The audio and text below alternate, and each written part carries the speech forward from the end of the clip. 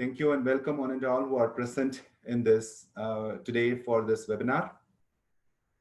Hope you all are staying safe and keeping healthy at your own homes. I would like to start with a small brief introduction. Of course, Srilekha has given a good introduction to me. Thanks, Srilekha. I'm now a physiotherapist and clinical yoga therapist, as she mentioned. I moved to Canada almost 6 years ago, and currently I am the director of Fitness Canada Physio and Massage Center. And of course, I've been throughout this journey, I've been apart from learning my own manual therapies, I also got opportunities to learn yoga therapy from various teachers. But doing the 2 years teacher training in yoga from Krishnamacharya Yoga Mandiram has given an enormous opportunity and insight into how we can integrate this traditional wisdom into our routine physiotherapy practice in order to improve the results, and which definitely prove more beneficial for the patients. So with that introduction, I would like to move on to the presentation. Just give me a moment. As we all know, the novel coronavirus, as it is commonly called as, affects mainly the immune and the respiratory systems of our body. So it affects mainly the immune system and the respiratory system. Of course, the doctors are baffled at witnessing how the virus is affecting other unrelated systems, as well as there are increasing signs and symptoms coming from various other systems also. But given the mortality and morbidity rates, it is still the respiratory system that is more vulnerable and poses more challenges.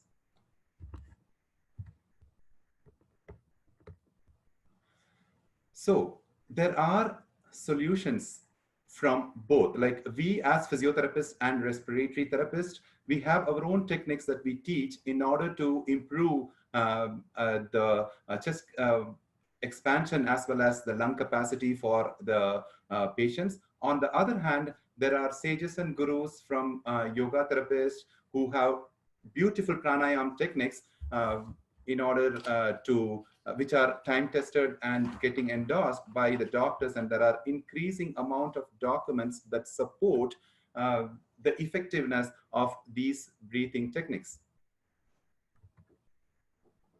So based on the various research and documents available, we have integrated these ancient wisdom with the modern techniques and come out with a set of breathing techniques that proves specifically appropriate and particularly beneficial to the COVID-19 like infections. So we have selected 5 basic techniques, out of which 3 basic breathing techniques and 2 specific pranayama techniques. So the disclaimers: importantly, COVID-19 has various other associated problems which needs multifactorial approach. These breathing techniques could be one of the most important part of it, but surely not all. If you have any current symptoms or signs, please consult your doctor or your therapist before starting any therapy or before making any clinical decisions. Before continuing, it is better to have a brief knowledge of anatomy and physiology. The respiratory system is divided into upper and lower respiratory tract.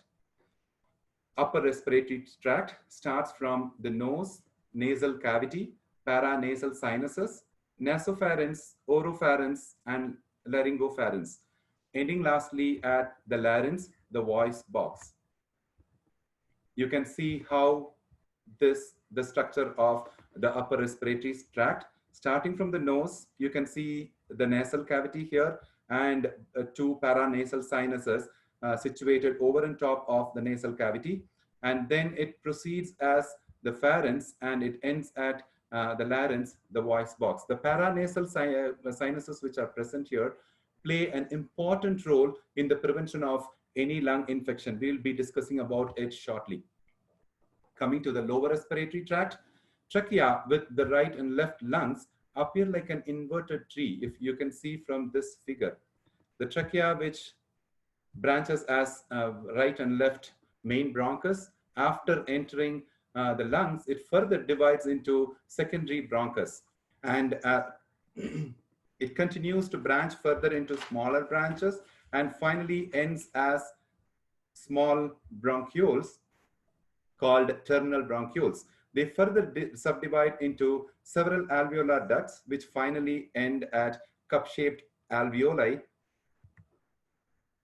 Here you see the structure of the alveoli. This is where the airway ends as inflated air sacs, which are called as alveoli. You can see how these structures look like a bunch of grapes attached to a cap stem. There are around 480 million alveoli present in our lungs. The important here is, it is important that these air sacs are fully inflated and patent. That means they are open and patent and inflated so that the gas exchange can happen. For these air sacs to be patent, it needs one important substance called the surfactant, which is usually produced by the types of cells in the alveoli. Infections like COVID-19 mainly affects those cells present in these alveoli that are type 2 alveolar cells, which are important in the production of surfactant. So once the surfactant is reduced, it reduces the elasticity and extensibility of the alveolar wall, which is going to result in the alveolar collapse. That will eventually result in acute respiratory failure. So in this case, we call it as CARS, COVID-19 related acute respiratory failure, which can eventually lead to death. It is at this point, the patient needs immediate hospitalization and medical attention with intubation and ventilator support. But in case if it is not available timely, it's going to lead to death, or if it is available, then the patient is going to recover with chronic complications. It is the nasal, so this is the structure how the atelectasis happens. When the alveoli are fully inflated, it looks like that. When the alveoli are collapsed, it looks like that. When a massive amount of alveoli collapses, it can lead to a collapse of the whole lungs, leading to a respiratory failure.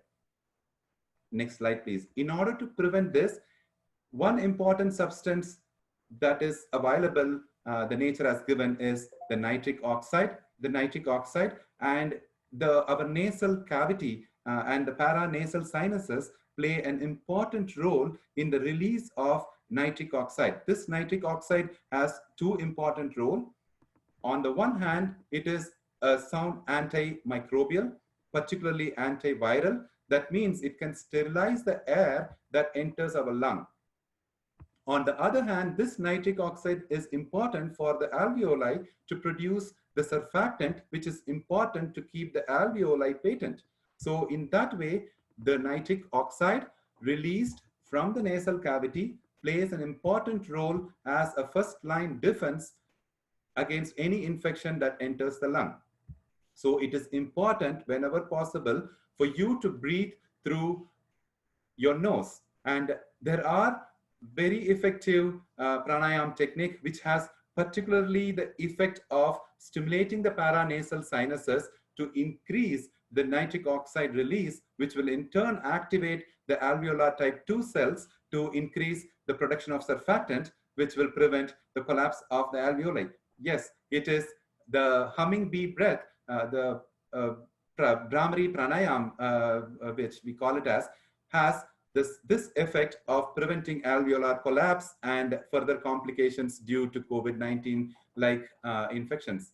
Yeah, coming back to the anatomy, you can see how the alveoli are covered by a closely knitted network of blood vessels called capillaries. These capillaries contain the carbon dioxide. This brings the deoxygenated blood, that is used blood from throughout the body, which contains increased amount of carbon dioxide. And the alveoli, particularly after every inhale, has increased amount of oxygen. And it is at this level the gas exchange happens. Like the carbon dioxide from carbon dioxide from the capillaries enters the alveoli, and the oxygen from the alveoli enters the capillaries. This carbon dioxide will be eventually exhaled out through the next exhalation. So coming to the ventilation perfusion ratio. So our lungs are commonly divided into 3 zones, the upper, middle, and lower zones. The efficacy of the gas exchange depends upon the factor called ventilation perfusion ratio. Distribution of the blood in the lungs is gravity dependent.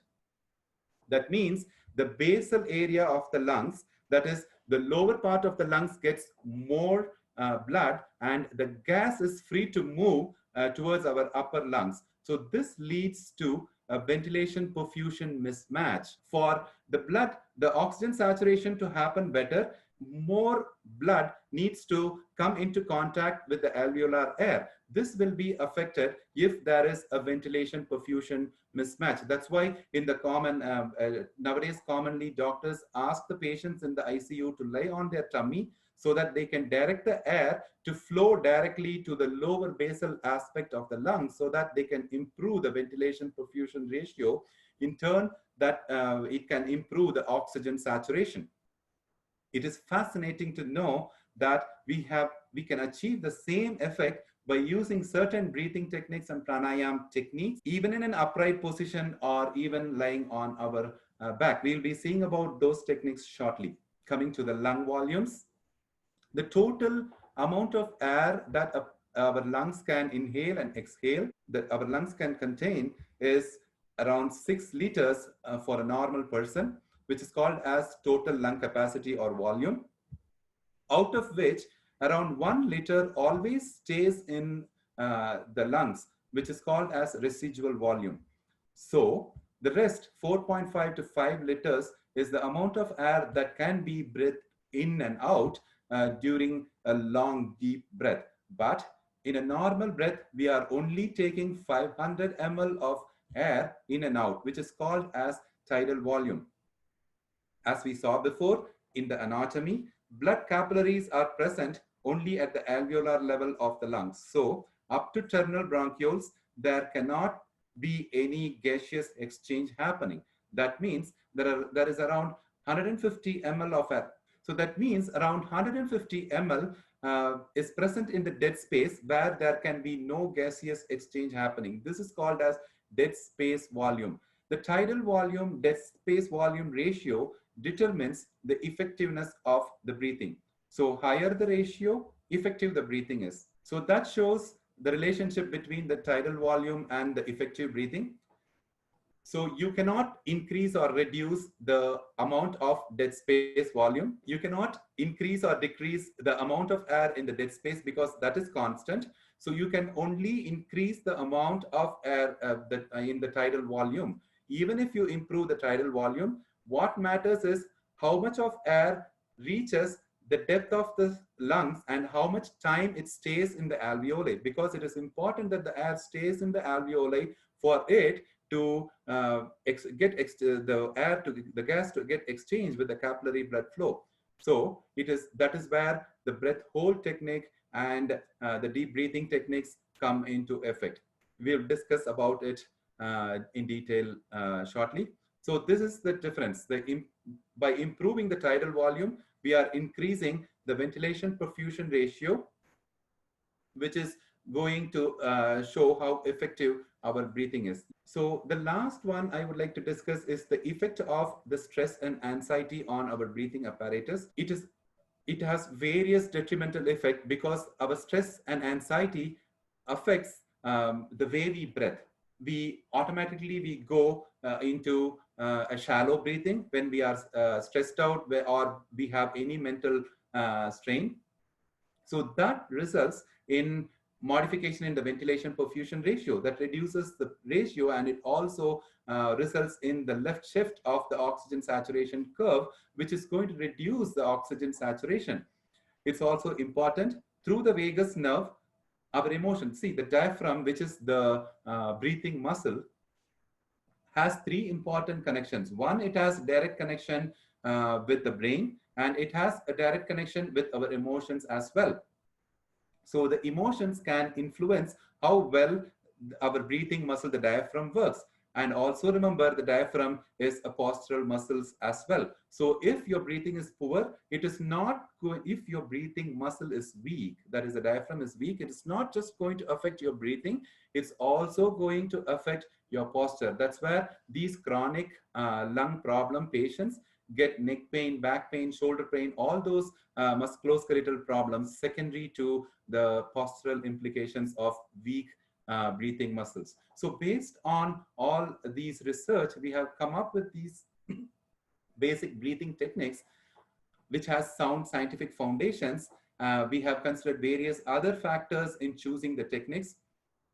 We wanted this model to be used for a novice who was already a COVID-19 survivor, who was in an ICU or who was admitted in an hospital, or this model can be applicable for a person who is not affected and who is looking forward to prevent himself or herself from getting infected. So these ones got lots of research backup, and based on all the research, we have chosen 5 basic techniques, out of which we have 3 therapeutic breathing techniques. One is breath awareness or conscious breathing. Second one, effective breathing techniques. And third, the yogic breathing technique. And we have 2 specialized pranayama techniques, that is Nadi Shodhana Pranayama and Brahmari Pranayama. We can also add Ujjayi Pranayama here because of its effect on clearing the throat. You have to remember, throat is the main important focus of this COVID-19 infection, from where the infection spreads to further lower respiratory tract. But if you do Brahmari Pranayama properly, that can improve the nitric oxide production, which can impede or sterilize the air that enters the throat. Yeah, coming to the breathing awareness, it's not simply being aware that you are breathing. You have to follow the breath top to bottom with awareness. So this awareness will reveal how healthy your breathing apparatus is. It's calming, relaxing, and it is also said to be psychotherapeutic. On the other hand, it also balances the autonomic nervous system through the vagus nerve, which will have a positive effect on various other bodily systems. Remember, this vagus nerve not only connects the diaphragm, the breathing muscle, but it also connects various other internal organs. So when your breathing is affected, you can see all your internal organs functions are going to be affected through the influence of vagus nerve. Coming to the technique, I'll just read out this first and then I will try to demonstrate. So you have to sit or lie down in a calm and quiet place in a comfortable position. Supine lying is preferable, but if you're comfortable with sitting, that's okay too. Take a normal breath. Do not modify or try to control your breath. Let it happen as it is, simply. Closing the eyes definitely helps if you're comfortable with that. Just observe the breath with a silent witness attitude and make a mental note of how you are breathing. Is your breath fast or slow, shallow or deep, regular or irregular? Which part of the chest are you using more? Is that your thoracic or your abdominal? Any discomfort or difficulties in breathing? All these things you can note down. Slowly start observing the breath as it's at its entry point of the nose. Follow it back to the mouth, throat, and to the windpipe and to the trachea. Going further, now feel how the air inflates slowly both the lungs. Observe the expansion and contraction of the lungs with every inhalation and exhalation, basically your chest. Now feel how the diaphragm, which is the lower part of the chest cavity, pushes the abdominal organs down with every inhalation and how it relaxes and recoils with exhalation. Repeat this for 6 times. So I just want to demonstrate here. Yeah, sitting in a comfortable position or lying down supine. You're just going to start visualizing how your air enters your nose. Just take normal breath, don't modify, don't prolong, don't hold, normal breath, and just act as a silent witness. Just see how your air gushes into your nostrils. Slowly start feeling how it goes to the nasal cavity, how it goes to the nasopharynx, and how it enters your throat, and how it goes down your trachea. And now slowly you can feel how it slowly inflates your chest. If you are if you are new to pranayam, you can feel how less a quantity of air that enters your lung. You will be using only lower lung volumes. You will not be inflating particularly the thoracic region to its fullest extent if you are new to do pranayam techniques. So please make a mental note of how well your chest expands, so that that can give a feedback when you try to do other of our breathing techniques. So this breathing awareness definitely calms down your mind a bit, and also it will be amazing to see how well your breathing apparatus works. Coming to the technique number 2, effective breathing technique. It has two components. It has two components, and each component has 3 stages or levels. In the component 1, which has 3 stages or levels, the diaphragmatic breathing, thoracic breathing, and the clavicular breathing.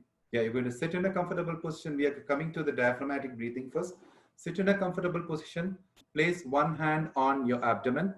As you inhale, feel the diaphragm, the lowermost part of the chest cavity, moving down, pushing the abdominal organs outwards, expanding the lung downwards. Slowly try to prolong your breath until you feel that the lung is fully expanded downwards, and then exhale completely. You must be completely conscious throughout the breath. As you slowly breathe in, try to push the hand up and out, and as you exhale, toward the end of the exhalation, apply a gentle pressure, which will assist in a bit more complete clearance before you take the next breath in. Placing the hand will give a sensory feedback of how you are breathing and how deep you are breathing. You can repeat this for 6 times. I'm going to demonstrate this once. Sitting in a comfortable position, you're going to have one hand on your abdomen. So you're going to take a breath. As you breathe in, you have to feel that you are pushing the hand up and out, as you're going to use your diaphragmatic breathing mainly. As your diaphragm moves down, see, the diaphragm has a shape of an umbrella. When it contracts, it goes down, pushing the upper abdominal contents down and outwards. So as you inhale, your hand is going to come out, and as with exhalation, your hand goes in. Before you start your next inhalation, you can give a mild overpressure so that it clears the chest, the lungs a bit more. The thoracic breathing, here, this is the most important technique as long as such lung infections are concerned. Place both your hands on the last 2 to 3 ribs on either side. Inhale by slowly expanding the rib cage. That is here. Like, feel the movement of the ribs under your hands outwards and upwards and forwards, drawing air into the lungs. Expand the chest as much as possible. As you exhale, feel the rib cage relax back to the starting position. Apply gentle pressure with your hands, forcing the air completely out of lungs before starting to take the next breath. Alternatively, you can also use a long towel or a belt instead of your hands to guide through the breath. Thoracic expansion exercise can be done both sides together or one after the other. Let me demonstrate it once for you. Yeah. Sitting in a comfortable position, you're going to have your hands placed on either side of your last 2 to 3 ribs, that is the lower 3 ribs. Okay. And as you breathe in, of course, your diaphragm works, but you are going to concentrate as if you're going to inhale and direct the air towards your hands, under your hands. That means you are going to inflate the either side of the rib cage, which is going to move forward, upward, and sideways. So it's going to be like that. So breathing in, breathe out, breathe in. Alternatively, you can use a belt or a long towel. So I'm using my manual therapy belt that sits across the same way, the lower 2 to 3 ribs. You're going to hold like that, like that. You can use a towel or a long cloth, whatever you have, or a yoga belt, whatever. So as you breathe in,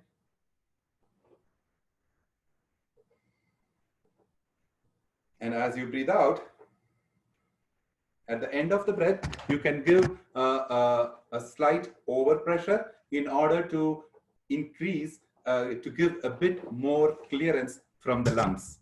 So you can also do this unilaterally, one side. You just place one hand on one side and just breathe in and concentrate as if you are inflating that side of the lung. So during our first technique, the breath awareness, if you feel that you are not inflating one side of the chest better than the other, you can concentrate on expanding that side of the chest by simply having one hand there, and then try to concentrate and expand that side of the ribs and inflate, so that it improves the expansion capacity of that side of the lungs.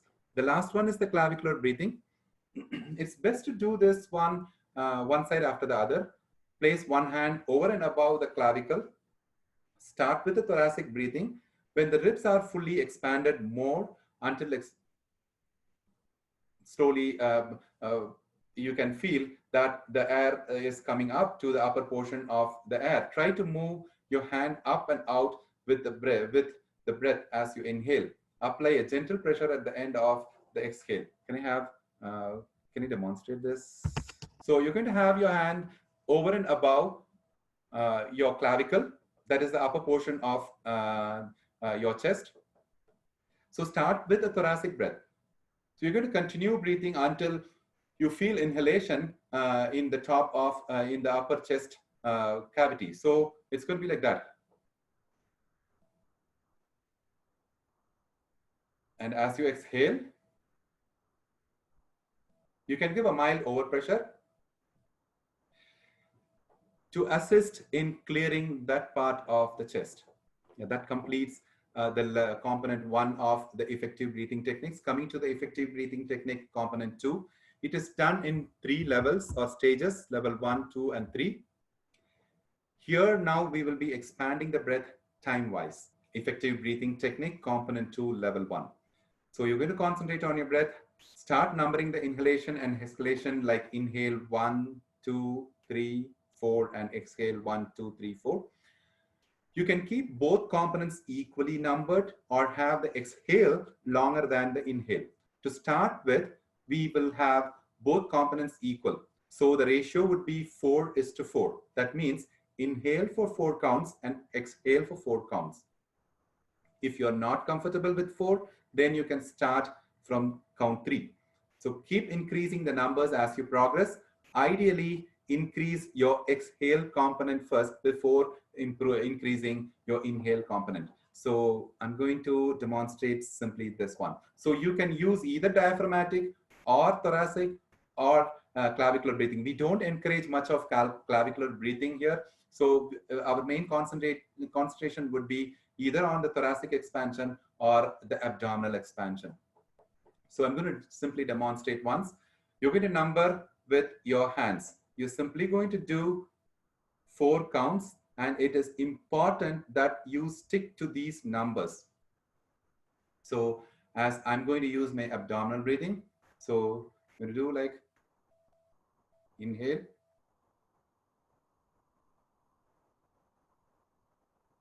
and exhale.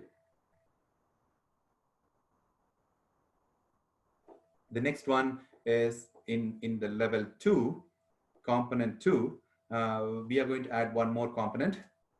So inhale for 4 counts, hold after inhale for 2 counts, followed by exhale for 4 counts, and hold after exhale for 2 counts. See, in our KYM tradition, our teachers have taught us a beautiful method to calculate and reach to these numbers. So I would prefer you consulting a yoga therapist trained properly to decide on what would be the best counts for your breath ratio. But basically, the count number 4 and 2 are good commonly, but as long as you stick to these numbers, because people tend to extend their hold, and if they have any complications like hypertension, or if they are under any specific medications, it can be dangerous to hold for a longer time, particularly hold after inhale. So the ratio is going to be 4:2:4:2. What we're going to do simply, I'm going to demonstrate just once, same abdominal breathing. So what I'm going to do, same thing. So as you inhale, count 4, hold 2, and exhale. Hold 2, and again inhale. So the cycle goes. So repeat this for 6 cycles. So the last level of component 2 of the effective breathing technique, we are adding one more component here. One more component here. It's going to be 4:2:1. 4:2:1. We just added one more component. What we are going to do, after hold for a count of 2, you're going to take a sniff for a count of 1, meaning trying to inhale a bit more air in before starting to exhale. Similarly, after exhale hold, try to contract the abdominal muscles and exhale a bit more air out for a count of 1 before starting the next inhalation. So the ratio will be 4:2:1 and 4:2:1. So we're going to see inhale,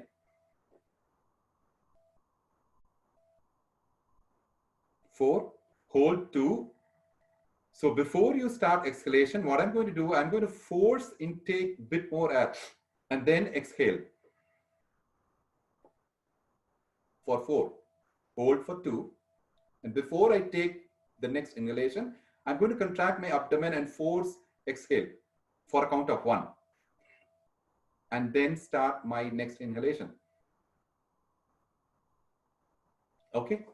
The cycle continues. You can repeat it for 6 repetitions. So now we are going to combine both the components of the effective breathing techniques, that we are going to do diaphragmatic, thoracic, as well as clavicular breathing with the ratio of time. So we are going to take, we can use the ratio of 4:2:1 and 4:2:1, and we are going to combine all the 3 areas of the chest. I'm going to demonstrate just once.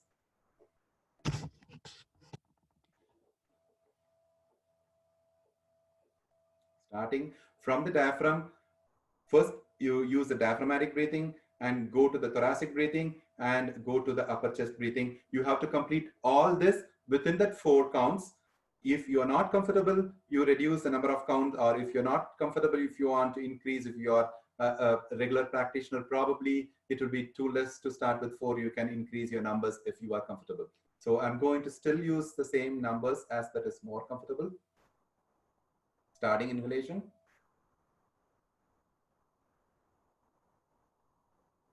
Hold. And starting exhalation from the abdomen. Hold. And before starting my next inhalation, I'm going to take a sniff. And then start inhalation. So you are using all the 3 areas of the lungs, and you are also applying the 3 components of our breathing. Coming to the uses of effective breathing techniques in COVID-19 related lung complications, any lung infections. This helps in clearing the lungs. This is a technique that we use even in an ICU, where we try to clear the lung fields from sputum or secretions by squeezing them and guide in expanding the lungs to its full capacity. If there are any starting stage narrowing, if you are a COVID-19 survivor, and if there are any starting stage narrowing or collapsing at the alveolar level and the terminal bronchiole, as we saw in the anatomy, these techniques can help to force open the alveoli and improve the ventilation. So this could prevent huge complications like atelectasis and respiratory failure. This can also reverse the damages caused by the infections to a major extent. You can slowly increase the numbers as you progress within your comfort levels. It's quite natural to get cough at this stage, especially if you have any symptoms. Nothing to worry. It's good to add coughing here, as they can bring out the foreign particles if any, or the sputum out. You can simply take a breath. This is another technique that the respiratory therapists and physiotherapists teach in an ICU. So what we do when you are getting a cough, that means you have some secretions in your respiratory tract. So you are going to take a mid-lung volume, as we call it, as like not full breath. Like you're going to take a mid-lung volume breath, and then you're going to close your glottis and cough like this. You know, that brings out all the secretions toward the upper respiratory tract. And from there, you can cough and then spit it out. So that clears the respiratory tract from any secretions. It's important when you cough or have, I'm alone here, that's why I cough like that. When you are coughing like that, you always have to cough under your armpit or cover your mouth and nose, because this COVID-19 commonly spreads through droplets through air. And when someone coughs who is infected, it takes up to 10 meters before the droplets can settle down on the floor. So one importance of breath hold here is, if you are in and around a COVID-19 infected person, you can hold your breath. Please hold your breath as long as possible so that you are not breathing in whatever. If someone coughs, even in a common area, try to hold your breath and try to run away so that you can take your next breath away from them, at least 10 feet away from someone who coughs, particularly if the person is infected. Coming to our technique 3, yogic breathing technique. One important thing that I would like to mention here is the next 3 techniques, which are taught and done in different ways through different traditions. So I would advise you to consult a competent yoga therapist or a teacher and learn all these techniques under their guidance, so that you are not doing, because as per the scriptures, there are huge effects and side effects from all these techniques. So it's always advisable to learn them from a competent teacher. I'm just going to demonstrate this one technique, yogic breathing technique, which is simply combining all the 3 components of diaphragmatic, thoracic, as well as upper chest breathing. Once you feel that you have taken a complete breath, you can now pause for a moment and then start exhalation process in a reverse manner, starting from the lower abdomen first and continue to the diaphragm, middle chest, and then ending up in the upper chest. You can now pause for a moment and before you take your next breath in. You can gradually increase the numbers. You can apply the same 4:2 or 4:4, but it's always better if you are not comfortable with the numbers, just give a pause and continue your breath. So I'm going to demonstrate one cycle of yogic breathing. Of course, sit in a comfortable position with your head and neck straight, your spine straight. If you're comfortable in a Sukhasana or Siddhasana or Padmasana, whatever asana you're comfortable with, your hands on your knees. So you're going to breathe in. So first, you're going to start diaphragmatic breathing. As you inflate, slowly, you're going to expand your chest, and then finally your upper chest. And giving a pause there, the exhalation starts from your diaphragm, your chest, and then your upper chest. That completes the cycle. You can also number them if you're comfortable with the numbers. Yeah, now I would like to mention something about the breath hold, which we as physiotherapists and respiratory therapists consider most important in the management of such lung infections, but there are dangers too. So you have to be very comfortable doing a breath hold. There are lots of misconceptions about this breath hold as well. There are lots of significant health benefits reported with this breath hold. Interestingly, the goal of pranayama is also Kevala Kumbhaka. Kumbhaka means breath hold. So it encourages deeper ventilation beyond the dead space. As you know, like once you breathe in, so you have to remember one important thing. Biologically, it is not during inhalation or exhalation when the gas exchange happens. It happens only during the time between your inhalation and exhalation. That means when you inhale, the air goes in, and when you exhale, the air comes out. It just goes in and out. But in between, when the air stays inside your lungs, that is when the air is in the alveoli and it gets an opportunity to exchange the gas with the capillary blood. So biologically, it's during the whole time the gaseous exchange happens. That simply means increasing the whole time, we can promote gaseous exchange. But you have to be very precautious doing this. So increasing the whole time not only increases the tidal volume, not only increasing the tidal volume is important, but also increasing the whole time gives more opportunity for the air to mix with the capillary blood, which in turn can improve the oxygen saturation. The other important effect of breath hold is, particularly after exhalation, it's going to increase the carbon dioxide level marginally, which is also important for to maintain a healthy neural feedback mechanism for the breath. So increase or enough amount of carbon dioxide in the blood is important for the brain to stimulate our breathing. You know, if there are any respiratory failure, it is the brain that has to stimulate, the control centers in the brain that has to stimulate breathing by increasing the oxygen level. The breath hold also helps in that matter. So there are other three important benefits of breath hold, uh, which are almost proved. Like there are lots of documents supporting this. Studies show increase in the lifespan by preserving the health of stem cells by breath hold. It's amazing. And studies also indicate breath hold increases the resistance to infections, particularly lung infections.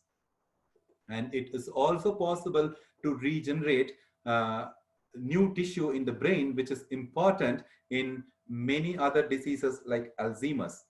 So it is important that all these ones plays a very important role, and they have even proved that you can voluntarily control not only your breathing apparatus but also your immune system. That is a separate topic which we can discuss, the effect of breathing techniques, specific breathing techniques, on how you can manipulate your immune system. Coming to the misconceptions on the breath hold, 20 to 60 seconds of breath hold is said to be normal, subject to the individual. If you want to assess, please do it under competent guidance. Ability to hold for even 15 seconds could be considered normal based on various other factors like your age. If you have any pre-existing lung conditions like COPD, asthma, or other conditions, your breath hold capacity will be less, but it might be normal for you. So there are misconceptions.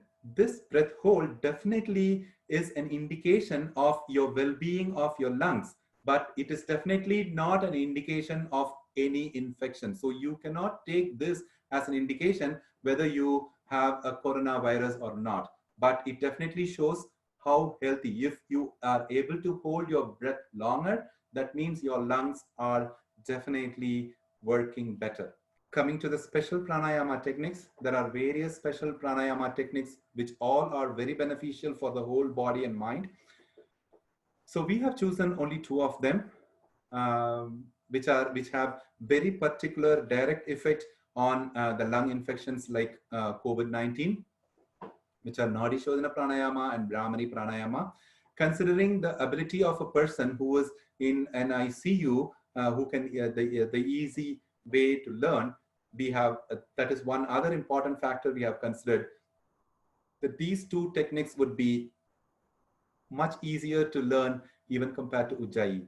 But definitely Ujjayi is also an important technique that you can practice if you want to prevent any lung infection, so that clears the throat, so that can prevent the lung infections at its first site of focus, that is your throat. So technique number 4, Nadi Shodhana Pranayama. This is the first pranayama described in the classical yogic texts. The word Nadi means energy channels and Shodhana means to cleanse. Therefore, by definition, Nadi Shodhana is a practice of cleansing or purifying the pranic energy channels.